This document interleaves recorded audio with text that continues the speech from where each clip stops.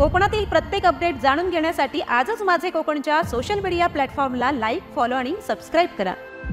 रत्नागिरी जिल्ह्यातील खेड तालुक्यातून एक अतिशय उत्साहाची आणि आनंदाची बातमी समोर येत आहे। शिवतर गावातील प्रसिद्ध कोटेश्वर मंदिरात नुकतीच माता जननी कोटेश्वर कालकाय गवलकरीन पिसेकरीन आणि सोमनाथाच्या मूर्तीची मानकरी आणि समस्त ग्रामस्थांच्या उपस्थितीत पारंपरिक पद्धतीने स्थापना करण्यात आली। या पवित्र प्रसंगी मानकरी दीपक दत्ताराम मोरे, इतर 6 मानकरी बंधू तसेच अनिल बुवा जंगम प्रमुख पाहुणे म्हणून उपस्थित होते। याच शुभ मुहूर्तावरती कोटेश्वर मंदिरासमोरील भव्य प्रांगणात नव्याने उभारण्यात आलेल्या सभा मंडपाचे उद्घाटन उपसरपंच सौ सरिता महादेव सुर्वे यांच्या हस्ते मोठ्या थाटामाटात पार पडले।